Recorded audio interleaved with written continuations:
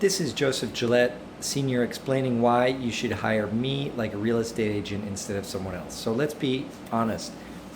A real estate agent is not going to do much different than anybody else. In other words, there's tons of agents and you're looking at properties and you know what you want. So what can an agent really do for you? Well, my background, as you can see behind me, is trading and investing. So I have a knowledge of not only the real estate market, but also financial markets. I've managed money for family offices and have created billions in wealth for people based on their investments. For example, in SpaceX and many other things, but SpaceX IPO is here, so that's a good exit for a lot of investors, for our investors and my fund. And I have a different perspective on real estate, which is more like an investment, because I look at real estate as another private equity asset class.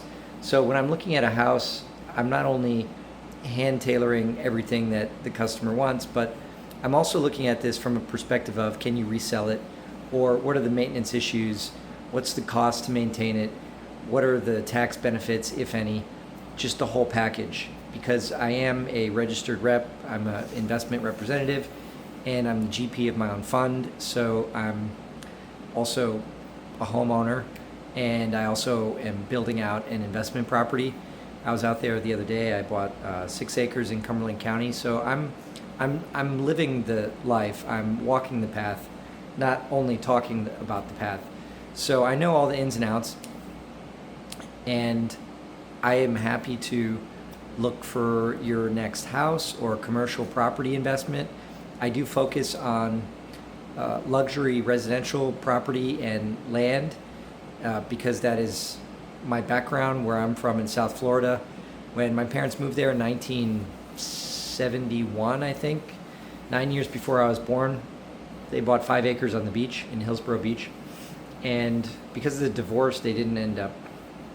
It's a sad story in the family, but it always maintained this presence in my subconscious about real estate, because when they bought this property, there was literally nothing there. I mean, it was the jungle wilderness. In 1984, they started to make plans to put a house on it, and it ended up being sold off because of the divorce, and then they built a monster house on it, 30,000 square feet or something like that.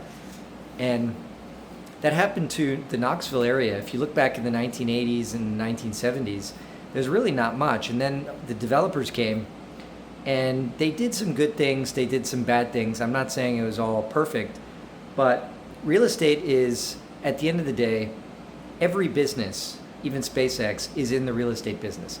Every business has an office, even this office where I'm in right now. So everyone is in some way in the real estate business, whether they like it or not. So that's the way I look at it. Real estate is like something that connects us all, whether it's through where we live, through the offices where we work, the factories where we work, or the factories that we develop things in, the laboratories, the universities. They're all a real estate business in one way or another. So that's all. I have a blog that is lovetnlife.com. I'm writing a book about secret tenancy. It's going to be released September 15th. I'm going to look forward to giving that away to people who register for the blog for the first, 50 or so. It's going to be a hardcover and Kindle.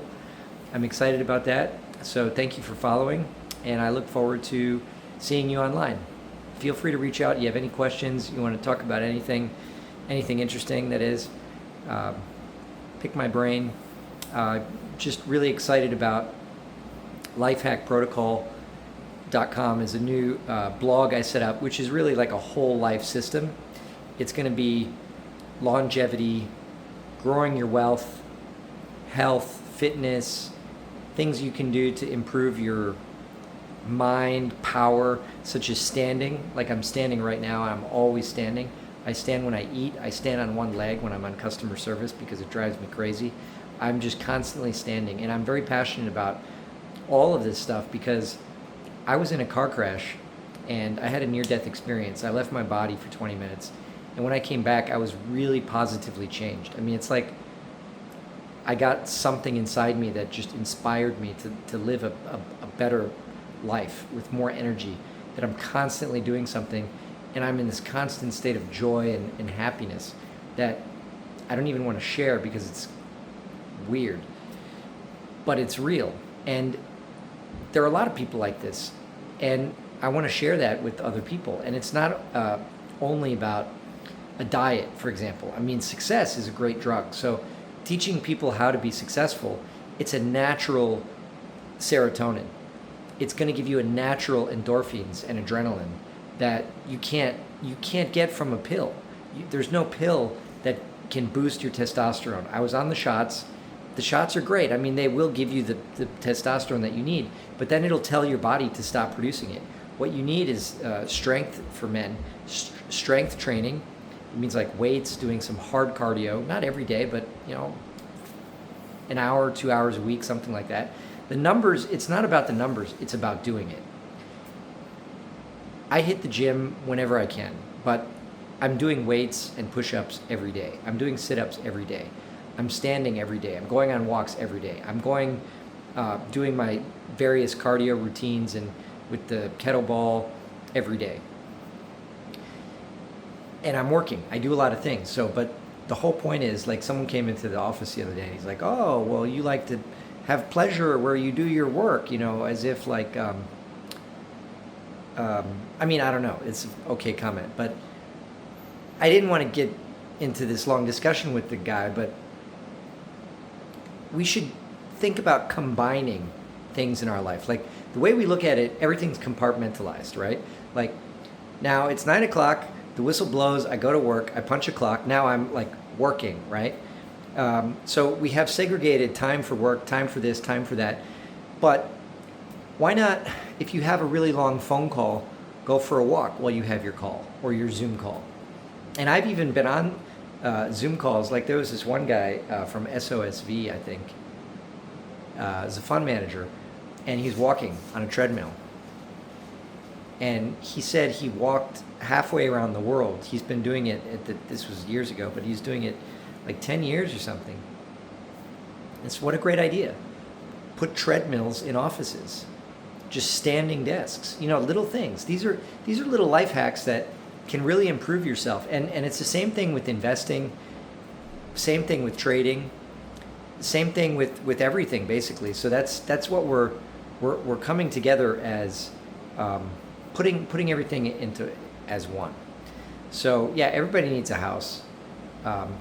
I've been doing my real estate continuing education and just got really motivated because it's such an interesting market, and I know how desperate I was when I was renting and I wanted to own my own home, because the place I was living honestly was a great place in Charlotte, but it didn't have a very well developed backyard. Like it was just a little bit of grass and dirt, and it just needed some nice landscaping. And I really didn't want to invest the time or the money in a place which I knew the lease was going to be up soon, and it was a great rental company. They were a great landlord, but you want to own your own home, and there's a lot that comes into it. It's like you put your whole existence into your home, and home ownership is really cool.